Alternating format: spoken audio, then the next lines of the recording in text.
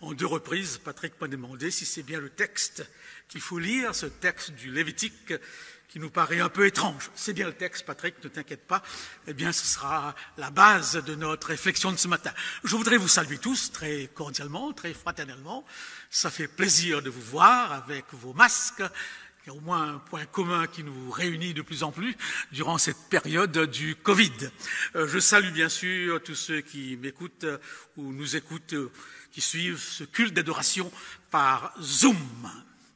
Eh bien oui, le président Macron a aussi attrapé le Covid.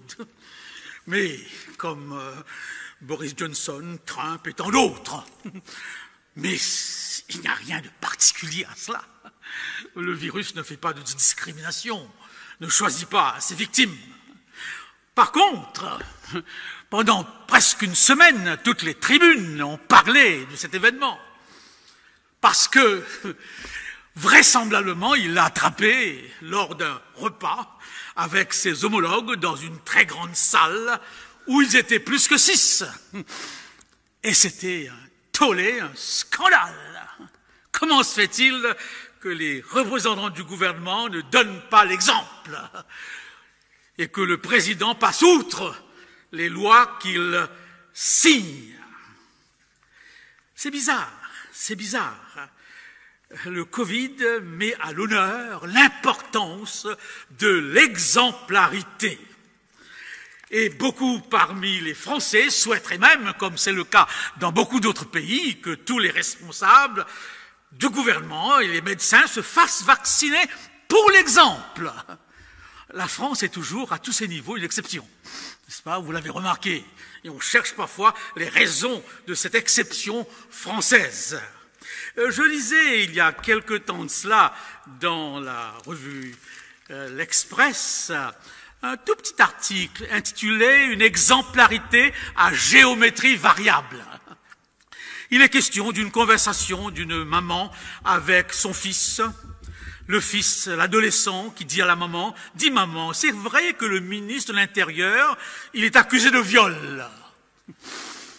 Eh bien oui, la mère a essayé d'expliquer cette notion facile, ardue, difficile, telle que présomption d'innocence, les arcanes de la justice, les distances qui séparent parfois les principes de la réalité.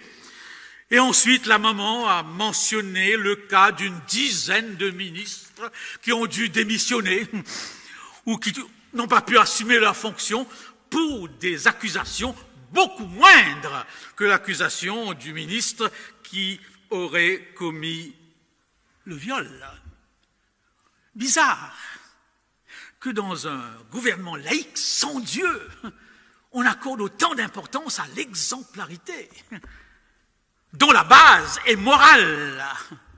J'ai jamais vu dans l'histoire de France qu'un jour un ange, du haut de la tour Eiffel, a proclamé les 10 commandements de la République.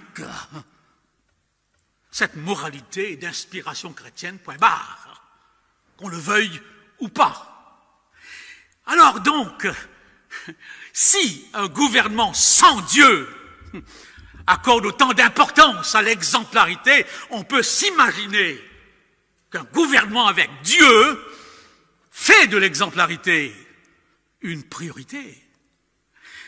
Quand j'étais à Tahiti, mon fils est venu nous visiter et il s'est rendu compte quelques jours avant le départ que son passeport était périmé. Ça arrive. Il a été à l'ambassade pour essayer d'avoir une excuse, un papier le permettant quand même d'entrer à Tahiti parce qu'il n'avait plus le temps de renouveler ce passeport. Et alors l'ambassade, on lui a dit, ne vous en faites pas, expliquez votre problème, parce que dans les îles, on est cool. N'est-ce pas, Gino, n'est-ce pas? On est cool dans les îles. C'est pas tout à fait faux. Il y a toujours des connexions, des cousins, des oncles, à gauche et à droite. Et malheureusement, arrivé à Tahiti, le responsable de l'immigration a été intransigeant. Vous n'entrez pas. Le lendemain, à 9h, c'est le premier avion sur Los Angeles et vous repartez. Bon, j'ai discuté un petit peu sans succès. J'ai pu quand même avoir la permission qu'il passe au moins la nuit à la maison. Mais arrivé à la maison, j'ai regardé mon réseau de connexion. Et vous avez à Tahiti un adventiste sur 6 personnes et une dizaine de maires adventistes. Et j'ai téléphoné à un de ces maires qui avait un poids assez important au niveau gouvernemental. Il m'a dit, je vais essayer. Et il a téléphoné au haut responsable de l'immigration. Et finalement, une grâce a été accordée. Et je lui ai demandé ensuite, comment tu as fait? Il me dit, ça n'a pas été facile. Et quand j'ai employé l'argument qui pour moi me semblait être l'argument fatal, direct. Écoutez, c'est le fils de M. Johnson, secrétaire de la Fédération adventiste, donc fils de pasteur. Et alors, l'homme de l'immigration a dit, raison de plus pour ne pas lui donner cette entrée. Fils de pasteur. Eh bien oui, l'exemplarité. Raison de plus pour voir dans ce livre qui nous paraît parfois difficile, un Dieu qui réclame une exemplarité absolue, totale, sous peine de mort. Et bien sûr, cela nous choque. Cela nous choque. Jésus disait, je vous ai donné un exemple afin que vous fassiez comme moi. Paul, qui partait du principe que Christ était sa vie, ajoute aussi, dit ceci, afin que je servisse d'exemple à ceux qui croiraient. Alors je voudrais, dans ce décor où un monde laïque parle d'exemplarité, analyser avec vous, une fois de plus, 2 histoires foudroyantes, bouleversantes de l'Ancien Testament, où 3 hommes sont sanctionnés de mort immédiate pour avoir passé outre ce qui pour nous pourrait paraître totalement banal. Comment explique-t-on ces histoires de l'Ancien Testament qui nous dérangent? J'ai beaucoup apprécié le sermon du pasteur la semaine dernière sur l'introduction au miracle, et il présentait justement ces approches qui essayent d'expliquer ces contradictions, ces aberrations, ces histoires violentes de l'Ancien Testament. Il faut l'avouer que le Dieu de l'Ancien Testament nous paraît parfois un Dieu dont l'amour est voilé. Et on a toujours opposé l'Ancien Testament au Nouveau Testament. Eh bien oui, on part du principe que ce sont des récits mythologiques, par exemple. Et dans tous les mythes, il y a un fond de vérité, n'est-ce pas? Un tout petit fond de vérité. Et sur ce petit fond de vérité, on bâtit une histoire. Voilà une explication. Une autre qui vient un petit peu s'aligner sur cette explication, c'est que le texte a été écrit par plusieurs écrivains qui vivaient à des époques différentes. Et ce texte représente une conscience religieuse, eh bien, qui progresse. Et ces histoires, eh bien, où Dieu est tantôt le Dieu qui utilise le bâton et tantôt la carotte, représentent une mentalité primitive où tout s'explique par un Dieu qui récompense et un Dieu qui punit. Voilà une explication. Plusieurs couches. Toutes ces tentatives essayent d'atténuer la difficulté que nous avons face à certains récits, n'est-ce pas? Vous avez maintenant l'approche, et le pasteur l'a très bien expliqué, l'approche technique, scientifique, où on essaie de faire corroborer ces histoires avec des événements naturels. C'est un tremblement de terre qui a provoqué la chute des murs de Jéricho. C'est quelque chose de nature météorologique qui a permis, n'est-ce pas, au peuple de traverser la mer Rouge. De même, et que Dieu ne les envoie pas. Dieu ne fait que faire coïncider ces interventions avec ces faits. Je crois qu'il ne faut pas s'aligner dans ces explications. Il faut prendre le texte tel qu'il est. Et si nous ne le comprenons pas, avouez tout simplement que nous ne le comprenons pas, mais le texte est bien là. Ces histoires sont bien là. Alors, relisons, si vous voulez bien, eh bien le Lévitique et retrouvons au chapitre 10. Lévitique au chapitre 10. Et là, c'est une histoire qui vous a certainement frappé. Les fils d'Aaron Nadab et Abihu prirent chacun un brasier, y mirent le feu et posèrent du parfum dessus. Ils apportèrent devant l'Éternel du feu étranger, ce qu'il ne leur avait point été ordonné. Alors le feu sortit de devant l'Éternel et les consuma. Ils moururent devant l'Éternel. Moïse dit à Aaron, c'est ce que l'Éternel a déclaré lorsqu'il a dit, je serai sanctifié par ceux qui s'approchent de moi et je serai glorifié en présence de tout le peuple. Aaron garda le silence. C'est facile pour un homme de science de l'époque d'Einstein, son nom m'échappe, n'est-ce pas, de nous expliquer tout simplement que sans aucun doute il y avait là des traces de pétrole, puisque nous sommes en principe en Orient sur des puits de pétrole, et que sans doute Aaron, eh bien, Nadab et Abihu, devant cette substance gluante, ont tenté une expérience. Mais l'histoire ne tient pas. L'histoire ne tient pas. Et d'ailleurs, on raconte toujours que Goldamir, eh bien, dans un de ses discours ou devant, eh bien, la Knesset, se pose toujours la question, il disait toujours, je ne comprends pas du tout Moïse. Après avoir fait le va-et-vient dans le désert pendant 40 ans, il s'est arrêté dans un territoire où il n'y a pas un seul puits de pétrole. Voyez-vous ? Donc, ça ne tient pas. Mais c'est sûr et certain que l'élément clé de cette histoire est ce feu étranger. C'est quoi ? Je peux seulement dire que c'était incompatible avec les ordonnances divines concernant la gestion des affaires du temple. C'est tout. On n'a aucune explication. Mais je peux comprendre ce que ça signifie. Dans un système où il y a des nuances, des différences entre le sacré et le profane, entre ce qui est de Dieu et ce qui n'est pas de Dieu, entre Christ et Bélial, entre l'Église et le monde, il y a automatiquement des éléments qui peuvent signifier feu étranger, incompatibilité. Une explication toute simple, pour clarifier ma pensée, dans la relation du couple, une tierce personne est un feu étranger qui ne se justifie pas. Pas compliqué, n'est-ce pas? Et la question que je me pose, bien sûr, dans ma foi, est-ce qu'il y aurait aussi dans ma vie ou dans mon raisonnement par rapport au fait que nous sommes tous constamment sous influence? Influence médiatique, influence de ce que nous voyons, influence de ce que nous lisons. Est-ce qu'il y aurait aussi parfois des éléments d'incompatibilité? Ça forme partie de l'examen de conscience du chrétien. Eh bien oui, vous n'offrirez pas sur l'autel un feu étranger, vous me sanctifierez et je serai glorifié en présence de tout le peuple. Je prends le texte tel qu'il est. Voilà la raison. L'exemplarité des choses que vous ne ferez pas.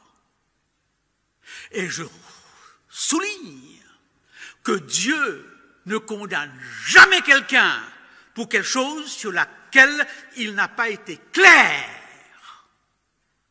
Je suis frappé, parce que beaucoup de personnes partent du principe que toutes ces lois, on peut les rejeter, et la majorité des chrétiens ne lisent pas l'Ancien Testament. Si vous partez du principe, vous déchirez au moins 3/4 du texte de l'Ancien Testament. Car ces chapitres en long et en large reviennent sur la notion de sainteté, sur la notion de sacré et profane. Et Dieu prend un soin méticuleux, pédagogiquement, pour habituer à Israël à une conscience capable de distinguer entre le bien et le mal, entre lui et Bélial. C'est presque une approche, eh bien, infantilisante. J'ai entendu beaucoup de réactions à la télévision par rapport à toutes ces lois sur le confinement, où certains se disent « on nous infantilise ». J'ai entendu même un responsable politique de haut niveau dire on fait de nous esclaves, parce qu'on nous explique par ABC qu'est-ce qu'on doit faire. Et ces gens se disent, nous sommes assez grands pour savoir comment nous comporter avec intelligence. C'est pas vrai. C'est pas vrai. Le rave qui a eu lieu avec presque 2500 personnes démontre que c'est pas vrai. L'explication détaillée ne suffit pas, même à un monde qui se prend super intelligent pour savoir quoi faire et ne pas faire. L'homme continue à défier. Eh bien oui, un monde sans Dieu qui réclame l'exemplarité. Alors donc, c'est pas difficile de comprendre que le monde de Dieu est encore plus exigeant. Raison de plus. Est-ce que nous arrivons à le saisir ce matin? Alors, je ne prétends pas comprendre ce texte à fond. Je pars toujours d'un principe qui a été mis par Paul. Ce sont des choses que l'œil n'a point vues. Aujourd'hui, nous voyons comme dans un miroir, mais un jour, nous comprendrons face à face. Il y a plusieurs aspects de ce livre, de la Bible, qui nous dépassent. Mais je suis frappé, quand je lis les histoires de la Bible, dans l'Ancien comme dans le Nouveau, je prends soin de voir ce que E.G. White dit à ce sujet, parce qu'elle a un commentaire de l'Ancien Testament, même de patriarches et prophètes et rois, qui commente les textes de l'Ancien Testament, et celui de Jésus-Christ commente les évangiles, Conquérant Pacifique commente les actes des apôtres. Et là, je lis ce qu'elle dit. Il faut dire que Nadab et Abihu n'auraient jamais commis ce péché s'ils n'avaient pas d'abord été en état d'ivresse partielle, à la suite de copieuses libations de vin. Mais leur perception morale était à tel point engourdie qu'ils n'étaient plus capables de discerner entre le sacré et le profane. Engourdis par l'alcool. Alors je me suis posé la question, mais sur quoi elle se base pour dire cela? Est-ce une révélation, une inspiration? E.G. White n'est pas une théologienne, elle n'est pas versée dans l'exégèse, mais elle dit parfois des choses que le texte ne dit pas. Alors quand elle dit des choses que le texte ne dit pas, donc ce qui est intéressant, quelque part, on doit se poser la question tout simplement, est-ce que ce qu'elle dit entre dans l'esprit du texte? Ou l'esprit de la parole, est-ce que ça nous apporte un éclairage particulier avant de rejeter? Et je vois au verset 8, l'Éternel parla à Aaron et dit, tu ne boiras ni vin ni boisson enivrante, toi et tes fils avec toi, lorsque vous entrerez dans la tente d'assignation. Donc je comprends cette révélation que nous apporte E.G. White ici. Elle concorde quelque part avec le texte parce que les deux fils d'Aaron qui sont tués sont aussitôt remplacés par deux autres, et Moïse, dans son premier discours de formation à ces deux hommes, le rappelle. Vous n'entrerez jamais dans le lieu saint, où vous ne vous occuperez pas des choses saintes en état d'ivresse. Donc il y a là une explication qui se tient.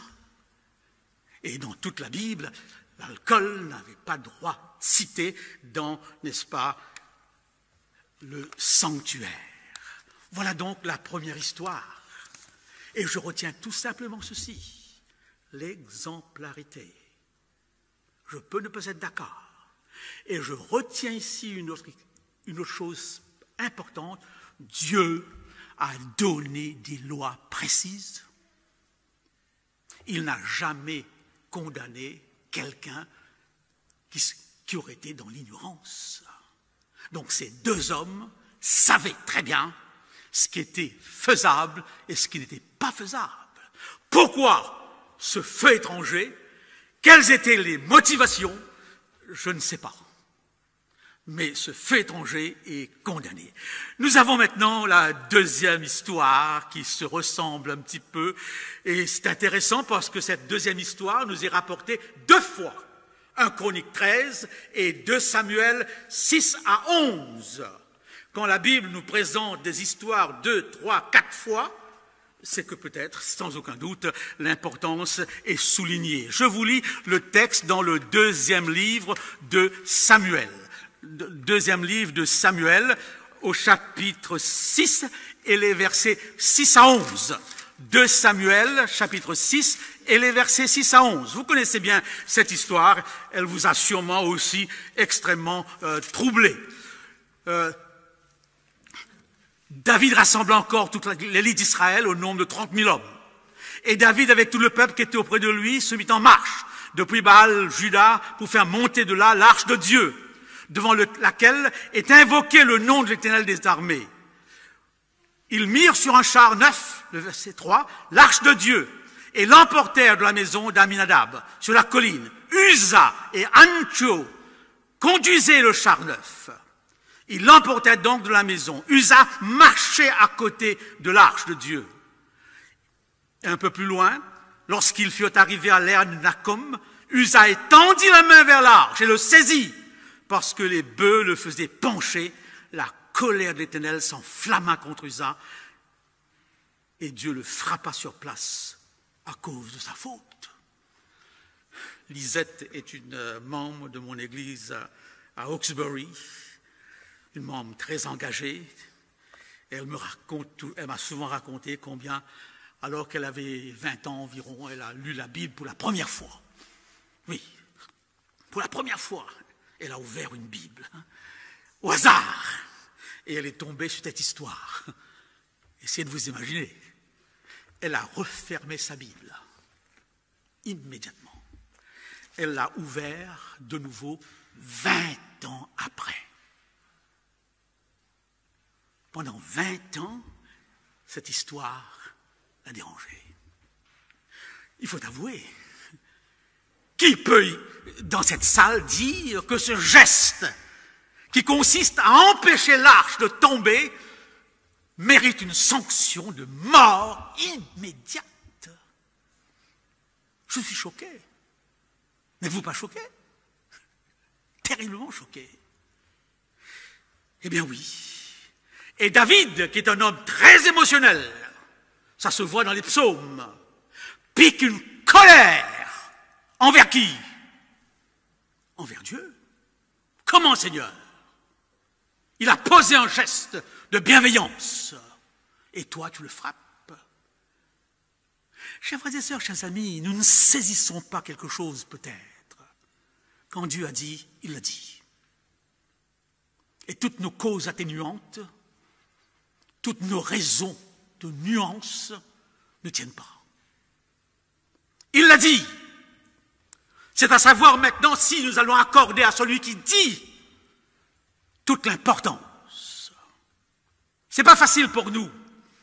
Et dans cette situation de civilisation où nous sommes, de trancher ainsi les questions. Parce que notre vision de Dieu est sans aucun doute voilée. Eh bien oui, laissez-moi souligner quelque chose d'important par rapport au péché d'Uza. Les Lévites étaient la tribu qui devait officier dans le temple, vous le savez. Pas tous les Lévites, mais certains avaient cette responsabilité.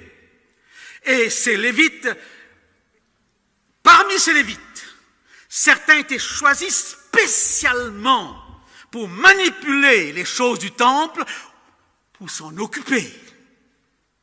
Ou alors, ne pas les manipuler. C'était la branche lévite appelée skératite, une branche spéciale dont la fonction était de s'occuper, de prendre soin des ustensiles sacrés du temple. Je suis frappé en lisant le texte du livre des Nombres au chapitre 4, n'est-ce pas, où la fonction des Lévites nous est présentée. Je suis sûr et certain que nous ne lisons plus ces longs chapitres, parce que nous ne voyons pas l'importance. Mais je me dis que si Dieu a pris soin d'expliquer en Lévite comment on plie un drap, comment on dispose d'un ustensile, c'est pas pour rien. Ne partons pas du principe que ces textes sont infertilisants. Nous ne sommes pas plus avancés que cela. J'ai vu à la télévision des gens qui sont venus donner une démonstration comment tu dois te laver les mains. Nous sommes au siècle des Lumières. À la télévision, on l'avait tous vu. Voilà, messieurs, dames, comment on se lave les mains en période du Covid. Oui ou non? Je me suis dit, est-ce qu'on a besoin de venir à la télévision pour m'expliquer comment on me lave les mains? Voilà comment vous devez mettre ce masque. Remarquez, je me rends compte que je ne le mets jamais bien. N'est-ce pas? Finalement, j'en avais besoin. Qu'on m'explique comment on le met, n'est-ce pas? Quand le mettre et comment respirer derrière, n'est-ce pas? Nous ne sommes pas plus avancés que ça. Ce Covid me montre beaucoup de choses sur la nature humaine. Alors Dieu, dans tout le chapitre 4, explique comment poser les ustensiles, comment faire ceci, comment faire cela. C'est ce que nous avons fait avec nos enfants lorsque nous avons éduqué. Et Israël est un peuple enfant, non pas biologiquement, mais moralement. Et a besoin que Dieu entre dans les détails. Et là, je lis au verset 15, eh bien oui, où il est dit clairement, telles sont les fonctions, donc le texte m'échappe, mais il est bien dit, où ils ne devront pas toucher, n'est-ce pas? Ils ne devront pas toucher quoi que ce soit au sujet de l'arche. Ils ne toucheront point les choses saintes de peur qu'ils ne meurent. Eh bien oui. Lavez-vous bien les mains, de peur que vous mouriez. Ajustez bien vos masques, vous risquez la mort. Ça paraît ridicule ou ça paraît sérieux? Nous savons que ça paraît sérieux, parce qu'on peut tous l'attraper.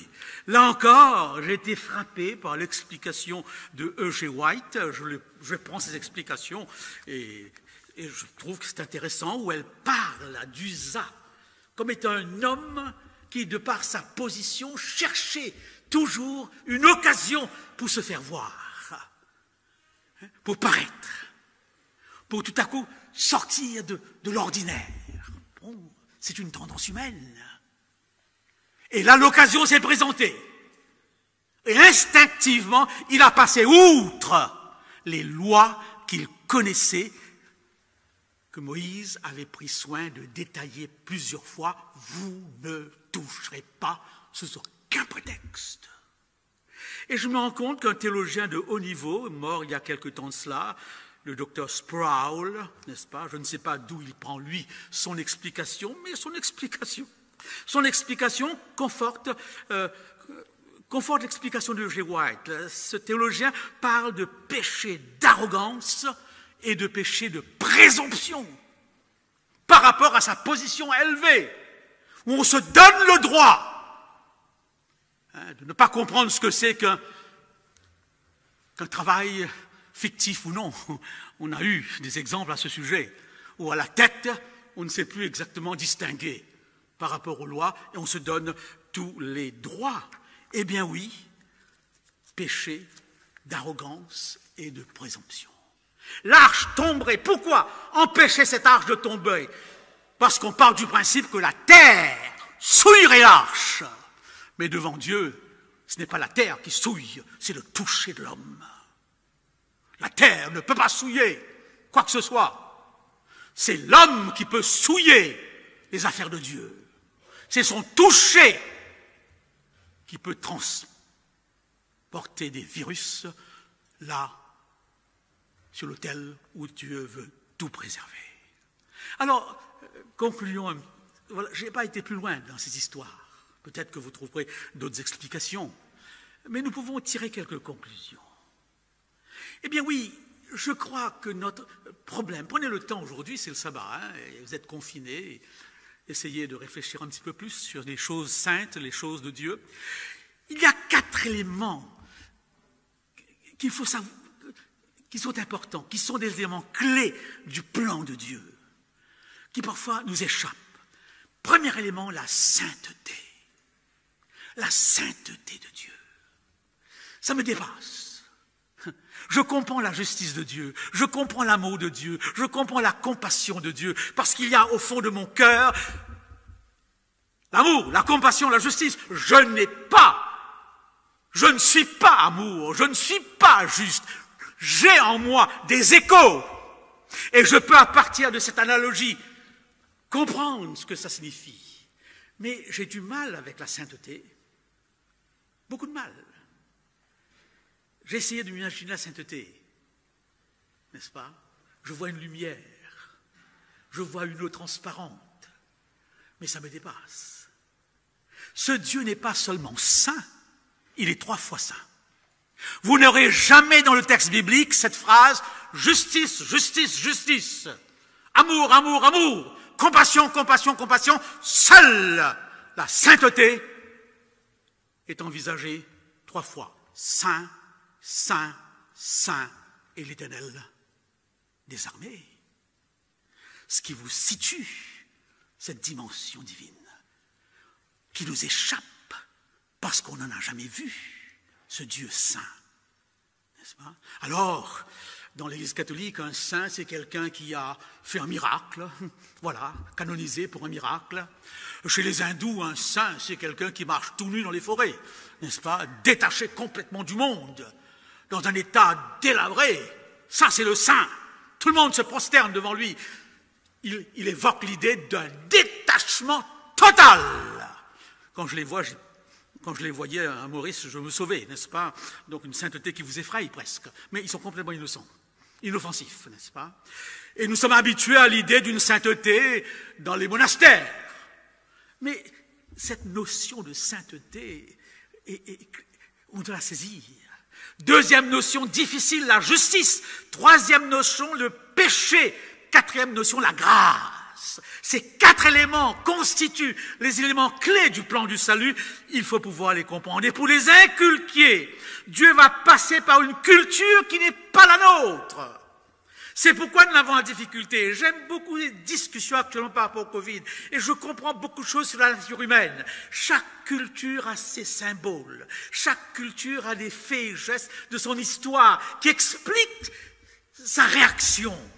Et tous ces symboles qui sont employés dans l'Ancien Testament ne sont pas les nôtres aujourd'hui. C'est pour cette raison que nous avons de la peine à les comprendre, n'est-ce pas? Et il faut toujours saisir que le message de Dieu n'est pas destiné à Israël seulement, mais destiné au monde entier. Les nations environnantes doivent apprendre qui est ce Dieu unique. Et c'est ainsi que le langage de l'Ancien Testament est le même langage des nations environnantes. J'ai lu un livre qui a été écrit presque en même temps avec l'Ancien Testament, c'est le Code de Manu, un livre qui appartient à l'hindouisme, mais en lisant les pages du Code de Manu, donc ce livre ressemble au Lévitique. Le langage est le même, la formulation est le même.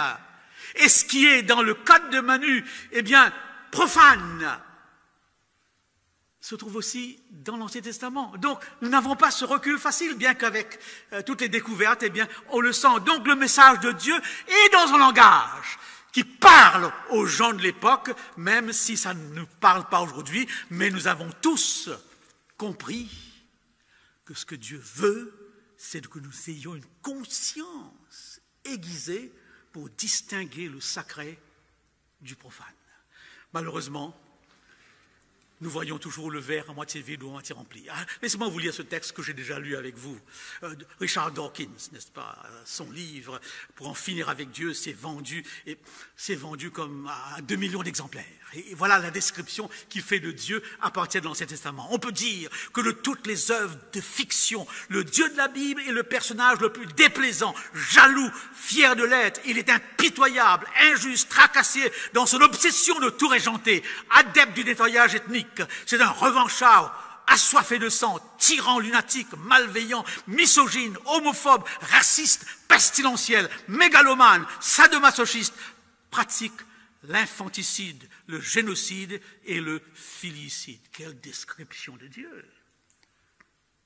Mais je suis tout à fait d'accord que je peux trouver pour chaque chose ici un texte de l'Ancien Testament, une histoire de l'Ancien Testament.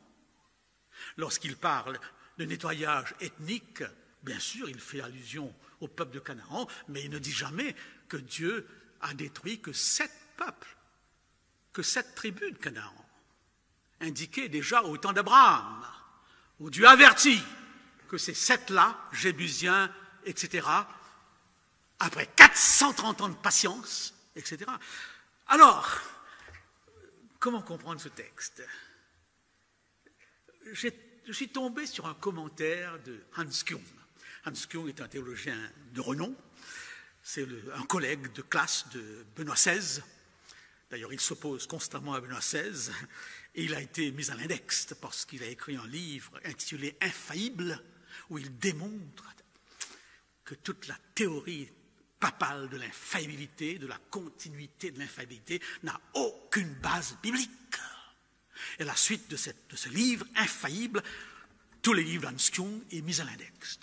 Et paradoxalement, Hans Küng prend le contre-pied de tous ceux qui voient dans le Dieu de l'Ancien Testament un Dieu différent de celui de Jésus-Christ. Au contraire, il parle de l'Ancien Testament comme un livre de grâce. Ça m'a étonné. Je me dis, mais c'est la première fois que j'entends ça. D'habitude, c'est tout le contraire. Eh bien oui, il dit, c'est un livre où la grâce surabonde. Alors, j'ai suivi son raisonnement et je crois que ce raisonnement mérite notre attention ce matin. Le jour où tu en mangeras, qu'est-ce qu'il est dit? Tu mourras. Voilà. Il n'est pas dit tu mourras progressivement. Il n'est pas dit tu mourras spirituellement.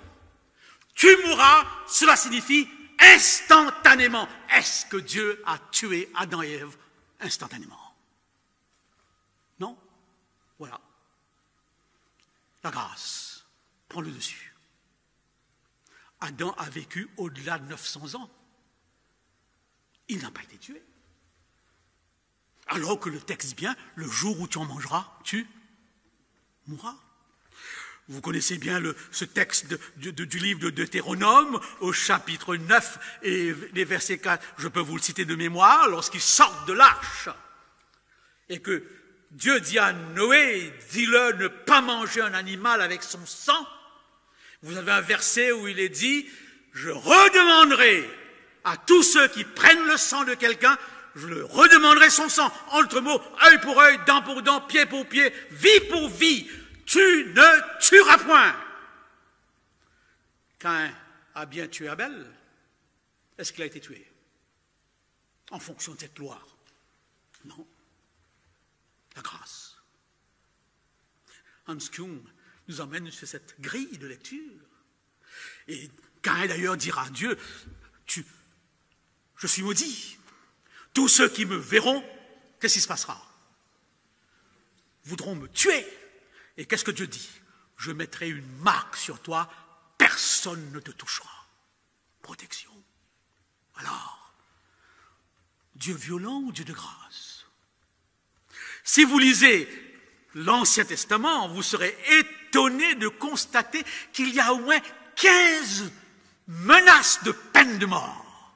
15 menaces de peine de mort dans l'Ancien Testament. Je vous fais remarquer une chose très intéressante par rapport à notre société. Il y a 2 mois de cela, il y a eu un sondage en France, après la mort de M. Paty et des actes terroristes, qui a démontré que 72% des Français sont aujourd'hui pour la peine de mort. Ça a choqué. Ça a choqué. Cette société nous révèle des choses en profondeur. Alors ne réagissons pas trop vite par rapport à la peine de mort. Même aujourd'hui, le siècle des Lumières semble pencher de ce côté. Eh bien oui, peine de mort si un homme maudit son père et sa mère. Peine de mort, n'est-ce pas, si on désacralise les offrandes du temple. Peine de mort pour le meurtre, peine de mort pour le kidnapping, peine de mort pour l'idolâtrie, pour le sacrifice d'enfants, le blasphème, la violation du sabbat, la pratique de la magie, de la sorcellerie, des médiums, peine de mort pour le divorce illégal, peine de mort pour l'homosexualité, l'inceste, la bestialité, le viol, le faux témoignage, les faux prophètes, etc. 15! C'est beaucoup. Alors où est la grâce ici? Lisez l'Ancien Testament. Vous avez à peine 1 ou 2 cas où cette peine de mort a été appliquée. Nous avons le cas Usa, Abigu et les 2 autres, mais on pourrait s'attendre à ce que l'Ancien Testament soit rempli d'exemples où toutes ces peines de mort sont appliquées, mais ce n'est pas le cas. Ce qui veut dire que nous sommes là devant une mesure qui est plus de dissuasion que d'application. par rapport au fait que le jour où tu en mangeras, tu mourras, nous sommes tous en sursis de grâce. Nous ne méritons pas la vie par rapport au fait que le péché nous coupe de Dieu. Débranchez la prise, la lumière disparaît. Eh bien donc, vous n'avez pas, dit Hans Küng, dans la Bible, un grand nombre d'exemples où tout cela est appliqué, bien au contraire. Qu'est-ce que Dieu va établir? Premièrement, des villes de refuge, 6. Si quelqu'un est en flagrant délit, il peut se réfugier. 6 villes de refuge à distance, suffisantes pour pouvoir se sauver. Et dans ces villes de refuge, il aura droit à un procès, avec témoin à l'appui. Donc, des mesures de grâce par rapport à ces lois. Et alors, quelques exemples très simples. Si l'application avait été faite immédiatement, instantanément, David aurait été exécuté après son adultère, Amon après son inceste, et tant d'autres rois d'Israël auraient été tout simplement exécutés. C'est là où Hans Küng disait, mais lisez le texte, et vous verrez que la mesure de la grâce prend le dessus sur la mesure de la punition. Et ce sera encore plus évident dans le Nouveau Testament, où vous aurez un seul cas, Ananias et Saphira, c'est le seul cas. C'est le seul cas. Et le message du Christ sera un message de grâce. Alors, est-ce que nous lisons comme il faut l'Ancien Testament? Est-ce que nous comprenons ce Dieu? J'ai l'habitude de dire, n'est-ce pas, j'ai l'habitude de dire que quand un avion s'écrase, on en parle partout. Un avion s'est écrasé. Mais pour un avion qui s'écrase, vous avez des milliers qui atterrissent sans problème. Pour quelques cas difficiles dans la Bible, vous avez des milliers de cas où Dieu a été un Dieu de grâce. Et si dans ces cas, il a sanctionné, c'est qu'il y avait sans aucun doute, il ne pouvait pas faire autrement. Chers frères et sœurs, chers amis, je termine tout simplement par quelques réflexions et quelques questions. Et je vous invite à bien réfléchir sur ces notions, parce que ces notions sont fondamentales. Nous sommes appelés à être le temple du Saint-Esprit. Offrez vos corps comme un sacrifice vivant. Nous sommes appelés à être des autels où on n'amène pas un corps étrange, un feu étranger. Et l'appel est un appel de plénitude, de totalité. Je ne sais pas qui est Dieu, je ne l'ai jamais vu, personne ne l'a vu. Certains comme Moïse, comme Ésaïe ont eu le privilège de voir un buisson ardent, un trône illuminé. J'ai jamais vu tout cela. Comment Dieu va m'apprendre sa présence?